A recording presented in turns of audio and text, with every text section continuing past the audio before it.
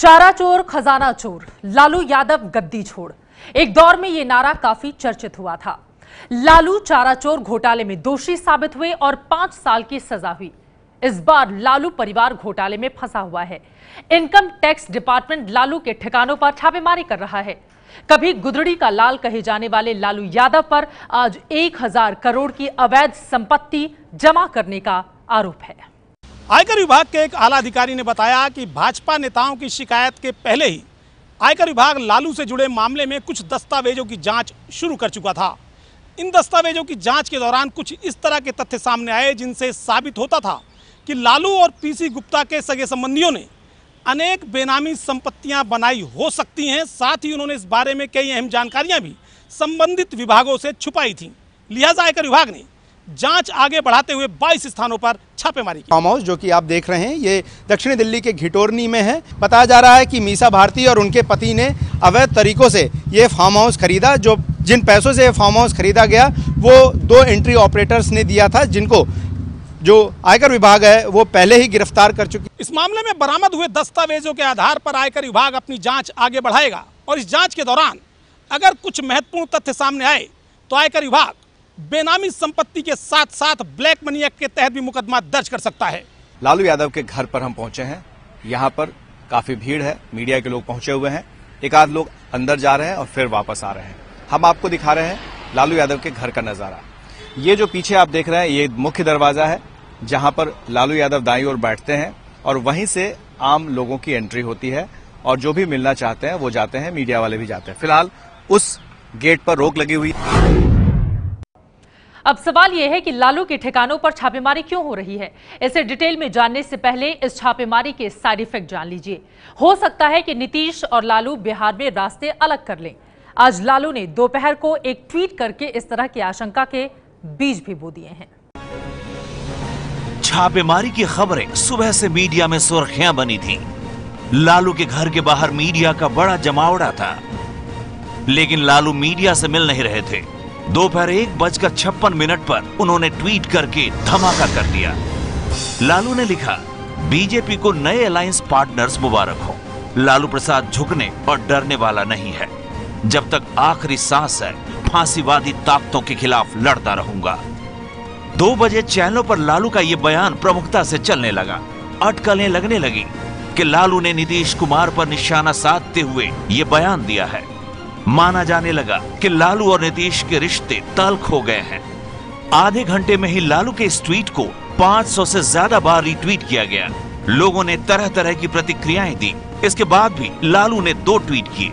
तब तक पटना से लेकर दिल्ली तक राजनीति का पारा चढ़ने लगा था। लेकिन 2:36 पर लालू ने नया ट्वीट किया, ज्यादा लार मत टपकाओ, गठबंधन अटूट है। अभी तो समान विचारधारा और दलों का साथ जोड़ना है। मैं बीजेपी के सरकारी तंत्र और सरकारी सहयोगियों से नहीं डरता।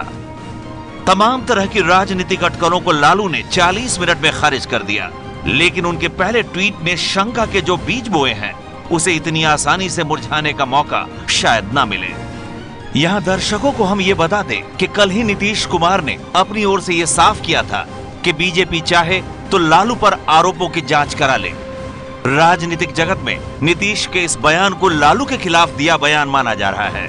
इसमें जो आरोप सुशील जी के द्वारा या भाजपा के द्वारा लगाया जा रहा है उसका उत्तर लालू जी के द्वारा और आरजेडी के द्वारा दिया गया है। अगर भाजपा के लोगों को लगता है कि ऐसा है तो उनको अपने रास्ते पर काम करना चाहिए, आगे बढ़ना चाहिए। वरना अगर सचमुच किसी के पास सचमुच किसी के पास कोई ऐसा तथ्य है जो कानूनी रूप से उसके चलते कोई गलत साबित किया जा सकता है तो फिर कानून का सहारा लीजिए।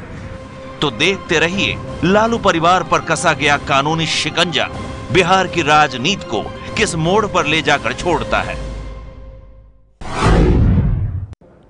बड़ी मुश्किल है इन राहों में। फिलहाल बिहार में विधानसभा की कुल 243 सीटें हैं और बहुमत के लिए चाहिए 122 सीटें। अभी आरजेडी के 80, जेडीयू के 71 और कांग्रेस के 27 विधायक मिलाकर सरकार के पक्ष में 178 विधायक हैं। जैसा कि इन आंकड़ों के जरिए आप देख रहे हैं, बिहार में बहुमत के लिए 22 चाहिए। कांग्रेस हट जाती है, अगर आरजेडी कांग्रेस हट जाती है तो भी नीतीश बीजेपी के साथ जाकर सरकार बचा सकते हैं। तब जेडीयू 71 और बीजेपी 53, यानी कि कुल हो जाएंगे 124, जबकि बहुमत का आंकड़ा 122 का है। फिलहाल अब इस छापेमारी पर नीतीश कुमार का ताजा बयान भी सामने आया है। नीतीश ने पूछा है कि छापेमारी क्यों हो रही है।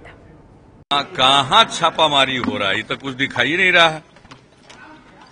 और छापेमारी कर रहा है तो उसका क्या परिणाम है, क्या पर्पस है, ये सारी बातें जब तक सामने नहीं आती है। मीडिया न्यूज में आ रहा 22 जगह छापेमारी हो रहा है, तो कहाँ 22 जगह आप लोग दिखाएं। कथित बेनामी प्रॉपर्टी मामले में इनकम टैक्स ने छापेमारी की है। दिल्ली एनसीआर के 22 ठिकानों पर छापेमारी की गई। करीबी पूर्व मंत्री और आरजेडी सांसद प्रेमचंद गुप्ता के ठिकानों पर भी छापेमारी हुई है। 1000 करोड़ की बेनामी प्रॉपर्टी का शक है। आरोप है कि यादव फैमिली ने फर्जी कंपनियां बनाकर करोड़ों के सौदे किए हैं। बिहार के अलावा दिल्ली के बिजवासन में जमीन खरीदने का भी आरोप है। यादव फैमिली की ये कंपनियां उनके ऑफिशियल एड्रेस पर दर्ज हैं। कंपनियों में कोई ट्रांजैक्शन नहीं हुआ और न ही कोई कर्मचारी है। आरोप है कि कंपनियां सिर्फ बेनामी जमीन सौदों के लिए ही बनाई गई हैं। इसके अलावा इसके पहले पटना के सबसे बड़े अंडर कंस्ट्रक्शन मॉल को लेकर गड़बड़ियों के लालू यादव के परिवार पर आरोप लगे थे।